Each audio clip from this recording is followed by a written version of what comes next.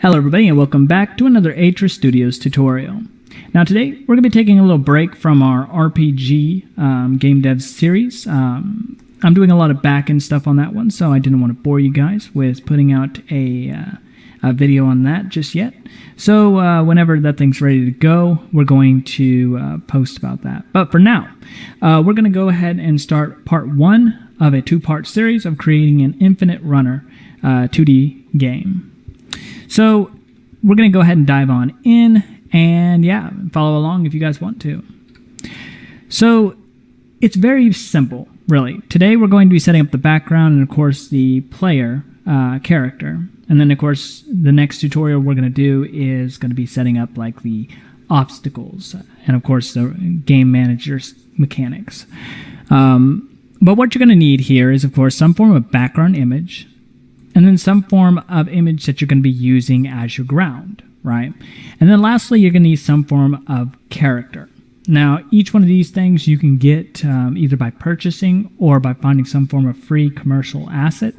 If you're using it for educational purposes, I don't really think you need to worry so much, but definitely keep that in mind if you're planning on selling it. Okay, so what we want to do inside the beginning of this is make sure that you grab your textures that you're going to be using. So I'm going to be using both of these two textures right here. And these textures we want to be able to scroll. We're not going to be doing a infinite runner where there's like holes inside the ground, so we're not going to be instantiating objects. We're going to make this very, very simple. So we're just going to go with a scrolling map, which means that we need to have these two textures and go over to where it says wrap mode and make sure that we change this from clamp to repeat. Now the reason why we do this is because clamp means that once it ends with the scroll, it's going to keep on pushing the border and it will just have like this really weird effect. While repeat just means that it's going to constantly have the same image go over and over again. We also need to right click inside of our project panel and then create a material. This material we're going to call our scroller material. And it doesn't really matter what we have here as the albedo as long as we have something. And we're just going to do, I don't know, let's just do the default particle for now. Like I said, it's not too important, but whatever. So we're going to grab our background image and our ground image right here. And we're going to simply grab this material and drop it on the material right here. Now, as you can see, it's sort of darkened up a little bit. We can always fix it though. So select that material and you're going to hit this emission button and just raise it up a little bit. And actually what we could do is just roll down here. You know what? Actually, no. Just to be able to make it a whole lot easier and simple, actually, let's do this. We're going to go over to standard, and then we're going to find, we want unlit and texture. And so from there, we're going to have it just fully there. And we could still tile it like so. So yeah, that'll work. All right, so we now have our material. We have our images set up and ready to go.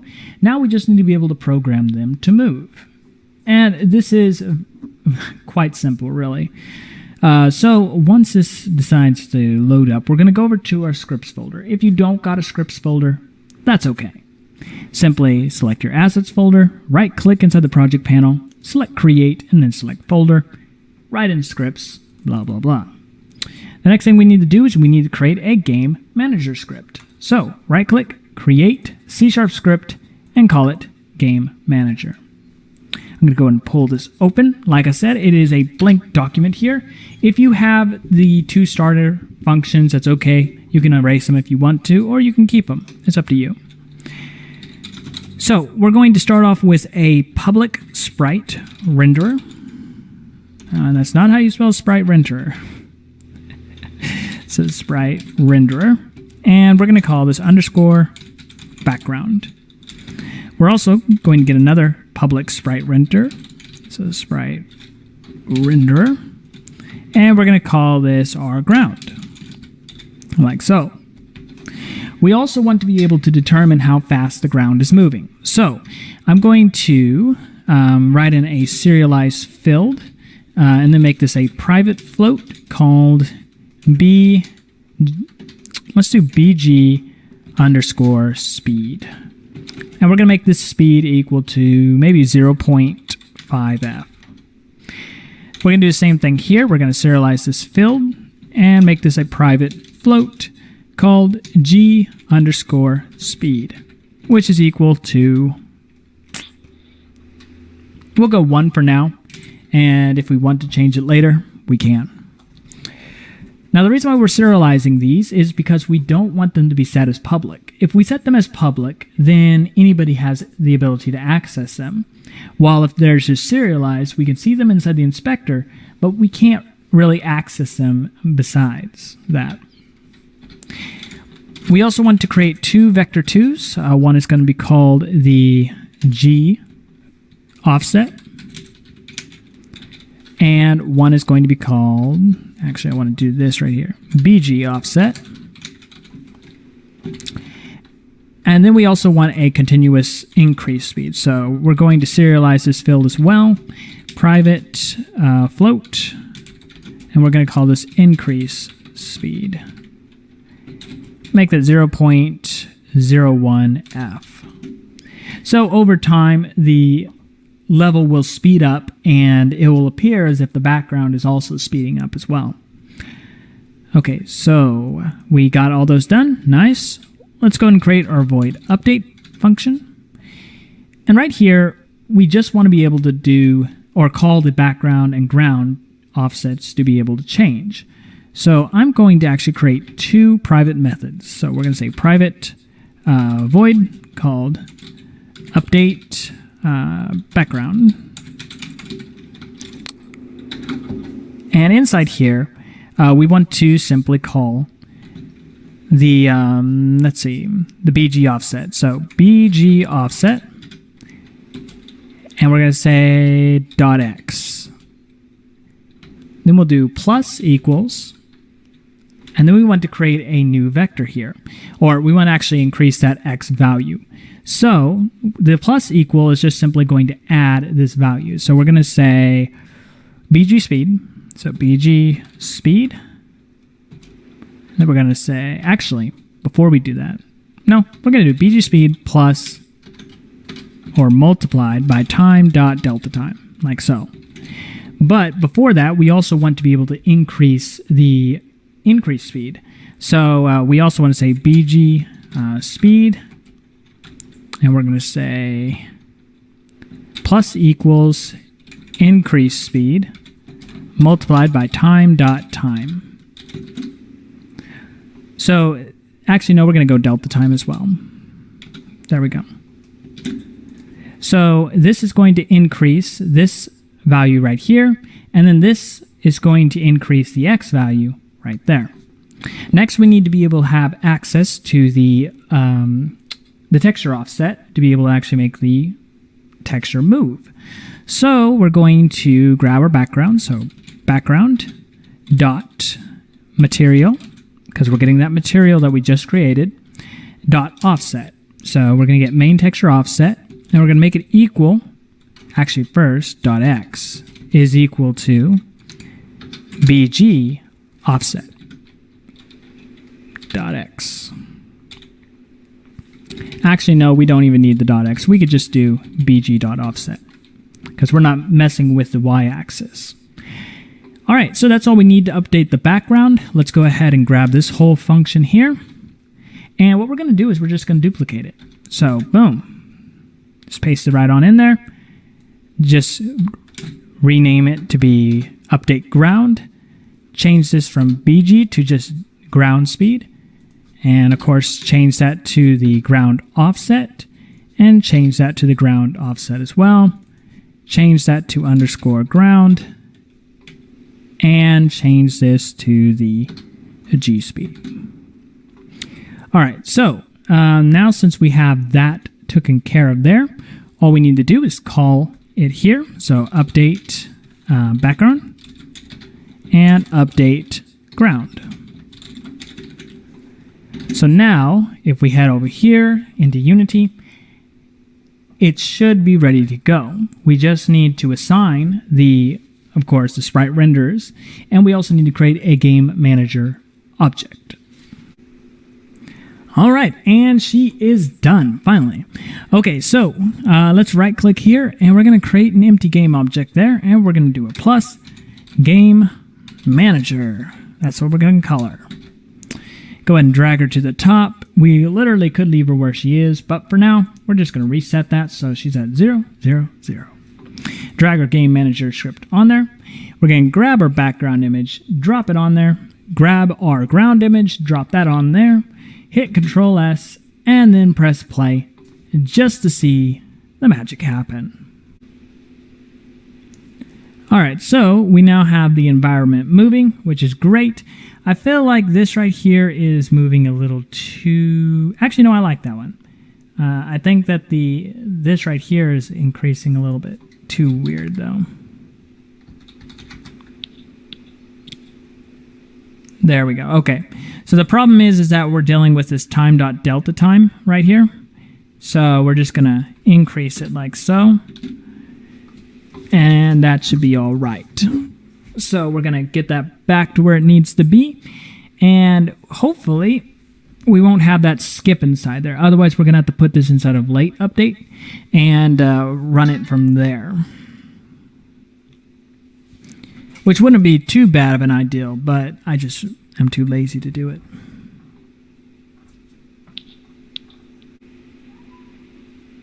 All right, so it is moving. Let's actually change that to 0.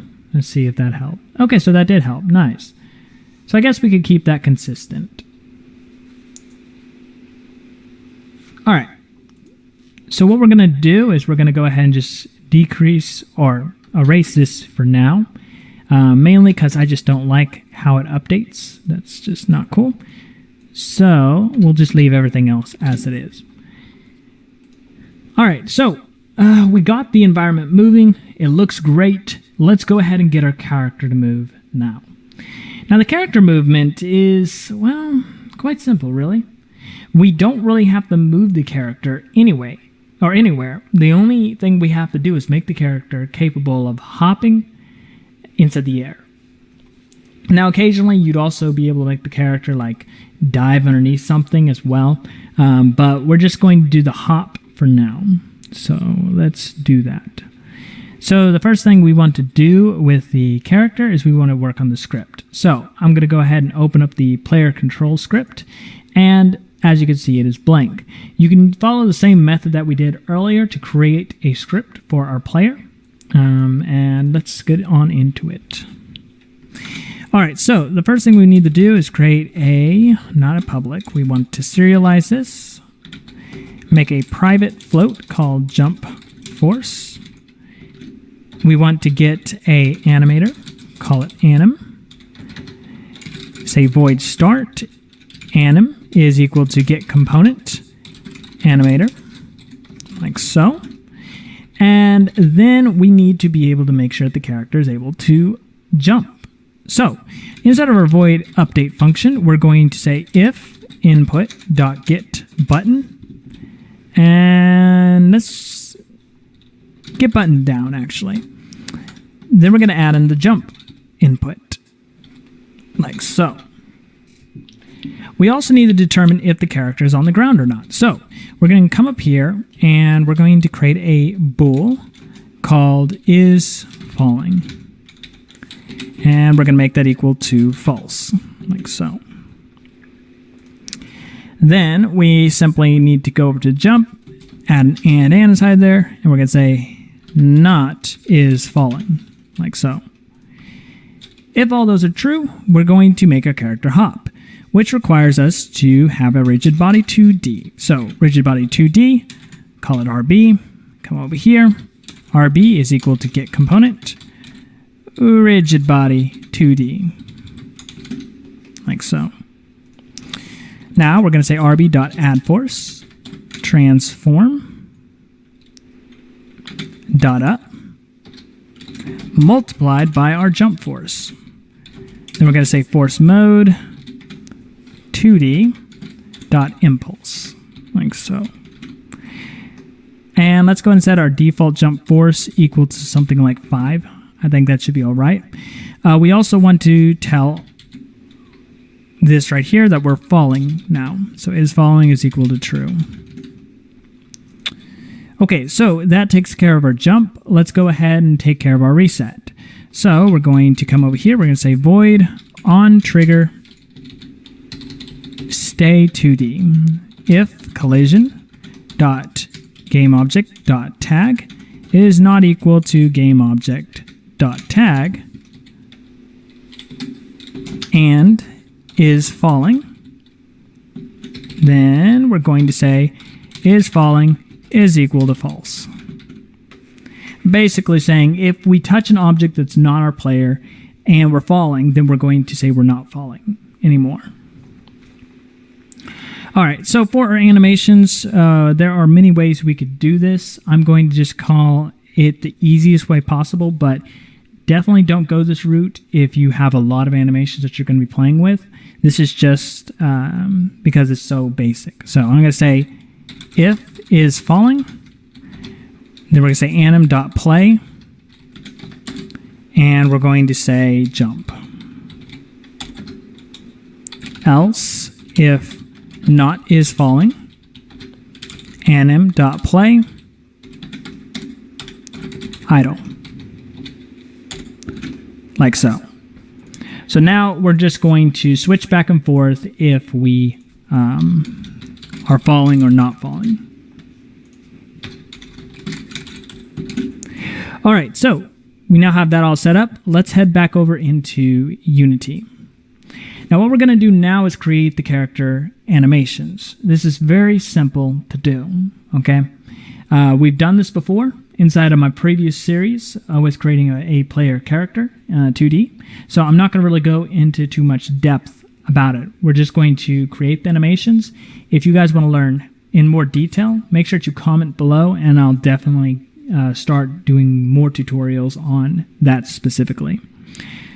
So what I'm going to do, I'm going to go ahead and create a folder, call it animations, go and open it up, select my player, go to the animation tab, press create animations.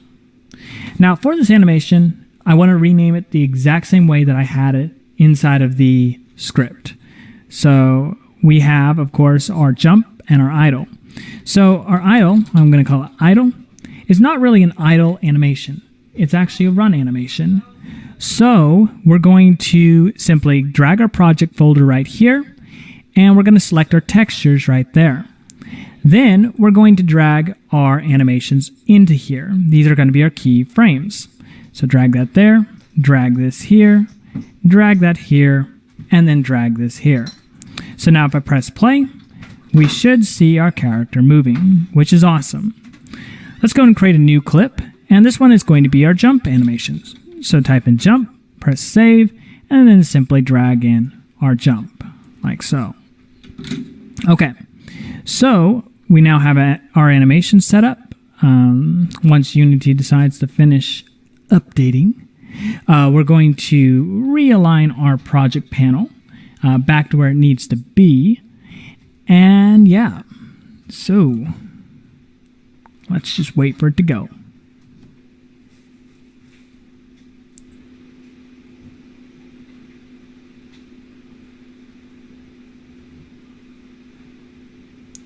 All right, nice. So let's go ahead and redock this back over here. And we're going to select our animation folder, select our player, go over to the animator, and simply just make sure that the idle is going to be our default, and jump is just placed inside the scene.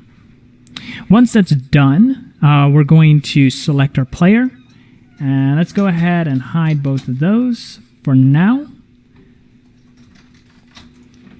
And we're going to then go over to our scripts folder, drag our player on there, and we also need to add the rigid body. So just type in the rigid body, 2D, and let's do this as continuous, interpolate, and we're going to constraint with freeze rotation Z, and that should do there.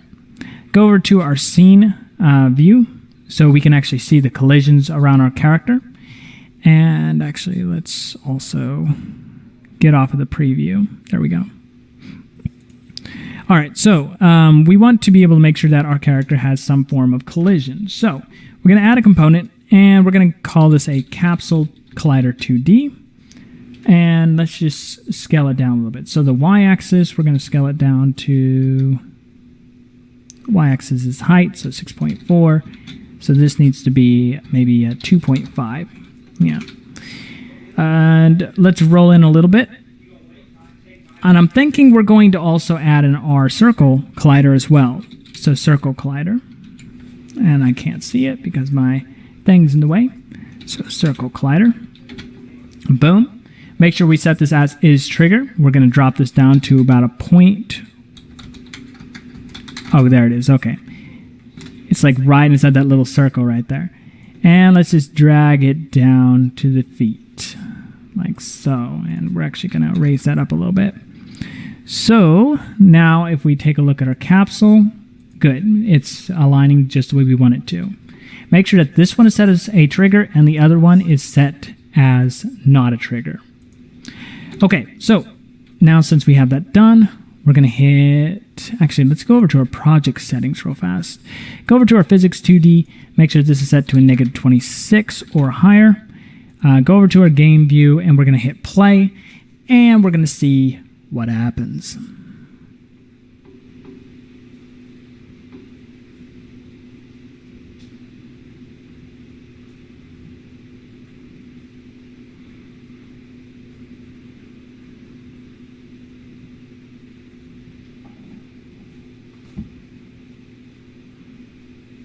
All right, so as you can see, our character just fell through the world, and you might wonder why, right?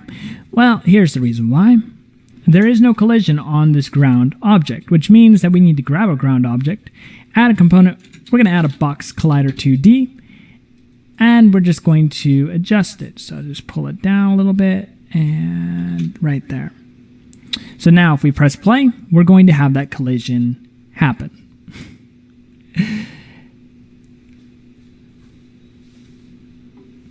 You know, it's always funny because I always know that there's something that I'm missing, and then I find it, and I'm like, oh, yeah, there it is. But here we are. Okay, so our character's now running, which is great. And if we hop, okay, so he hopped, but then he just kept hopping. So we're going to grab our player, and we're going to take a look at our debug. So we're going to select debug, and he is still falling, which is a problem. And the reason why is because our player is tagged as untagged, as is everything else inside the scene. So make sure that you change your tag to player, press Ctrl S, press play, and boom, pow, done.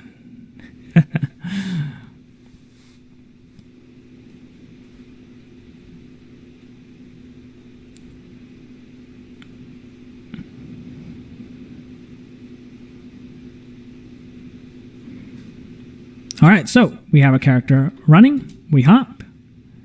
So the hop is not big enough, so let's make it 10, 30. Okay, so we need to increase the gravity. Let me do this right here and change it off debug. Gravity scale 2. All right, there we go. That's a little bit better. And I really feel like we probably need to change the animation for the hop. Yeah, okay. So what we'll do is we're going to go over to our animation folder, go to our jump, drag that over there, animations, textures, there we go. And let's actually do this one right here for our hop. Yeah, there we go. That's so much better. And then let's go back over to our idle. Drag that down there. Take a look at our animator. And we're going to speed up the idle animation. So 1.25. Go back over into our game. There we go. That looks so much better. He ups. Boom. All right, well, the first part of our tutorial is done. We now have a character that is able to run. We have the background that is moving like crazy. Looks absolutely fantastic, if I do say so myself. And of course, we will be getting into creating the obstacles for the characters, as well as the resetting of the character if he fouls. I hope you guys enjoyed this tutorial. If you did, make sure you leave a like, subscribe, check out some other videos. If you have any questions, make sure to leave those inside the comment section below. If you have an idea for the devlog or for a tutorial in general, make sure that you leave those comments inside the comment section below. If you have an idea for a new tutorial series specifically, also leave those down below. Alright, I'll see you guys later. Bye.